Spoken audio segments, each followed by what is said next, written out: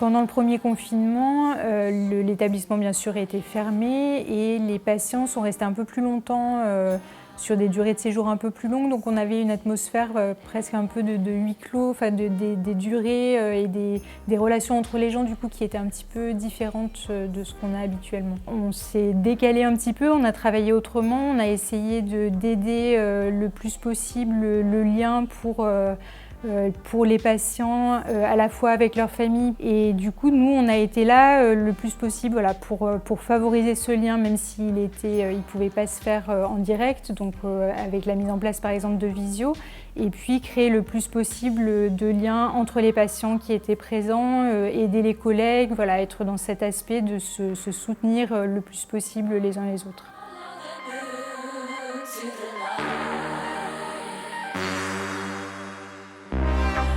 Bien sûr, on ne pouvait malheureusement plus faire entrer les artistes dans l'établissement, ni le public extérieur. Donc on a mis en place des petits ateliers numériques pour montrer aux personnes ce à quoi ils pouvaient avoir accès sur Internet, à la fois sur les Facebook de nos partenaires culturels, sur les sites de la médiathèque, etc. Le plus de contenu possible, culturel, accessible de cette façon-là.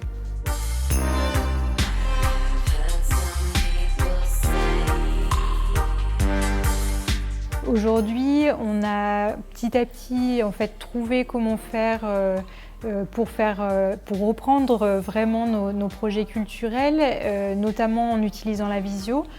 Moi, au départ, j'étais un peu sceptique sur cet outil-là parce que j'avais l'impression qu'on allait être trop en distance, que ça n'allait pas fonctionner. Et finalement, je me suis rendu compte avec les différentes expériences qu'on a faites, qu'il y avait une vraie rencontre qui se faisait par ce biais-là. Et du coup, c'est un outil qu'on utilise maintenant, qu'on va utiliser toutes les semaines, en faisant à la fois des ateliers, des lectures, l'écoute d'une pièce radiophonique, une conférence. Voilà, on va essayer d'avoir de plus en plus, d'avoir des rendez-vous réguliers.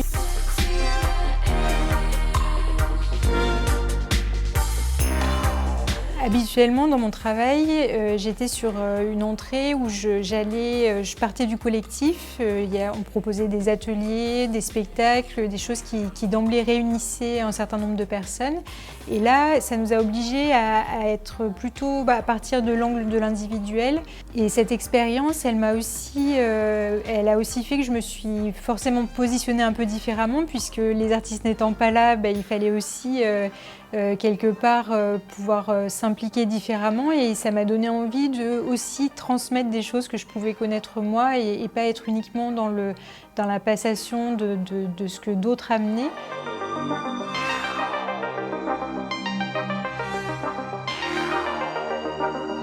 Ce qui a été un moment assez difficile pour moi, c'était d'entendre certains patients qui parlaient de l'établissement comme d'une prison.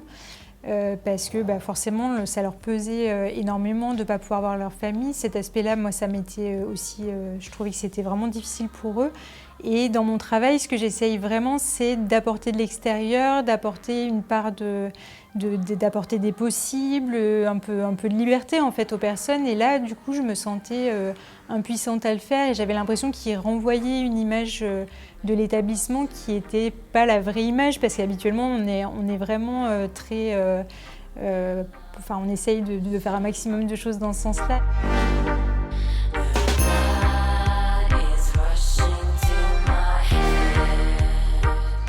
Que j'ai vraiment beaucoup aimé, c'était pendant une visio, un ancien patient qui est maintenant suivi par notre secteur médico-social, social et d'insertion professionnelle, qui est donc à domicile et qui a pu participer à l'atelier parce qu'il était par visio, nous a dit que cet atelier, pour lui, c'était vraiment une fenêtre ouverte sur l'extérieur.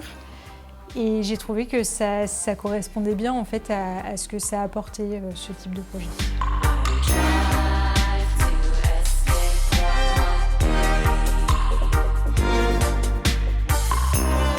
Pour moi, dans Culture et Santé, il y a une idée qui est vraiment fondamentale, c'est celle de prendre les personnes qui viennent au sein de l'établissement, que ce soit les patients, les professionnels, l'entourage, enfin voilà, tous les acteurs de l'établissement, avant tout comme des personnes.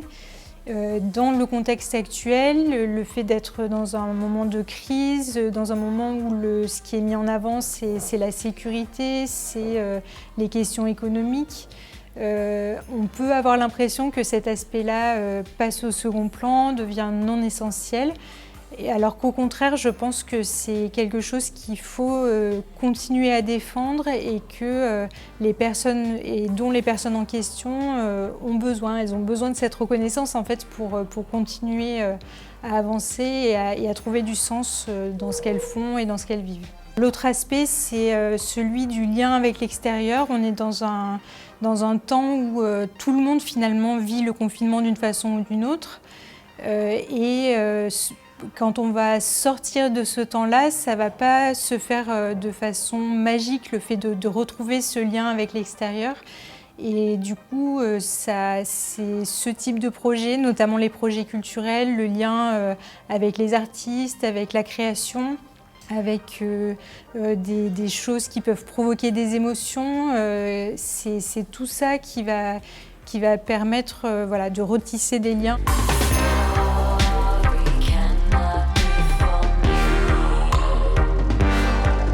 Je suis Séverine Huard et je suis responsable culture, loisirs et communication à l'ADAPT Drôme Ardèche et je développe des projets artistiques et culturels en établissement de santé.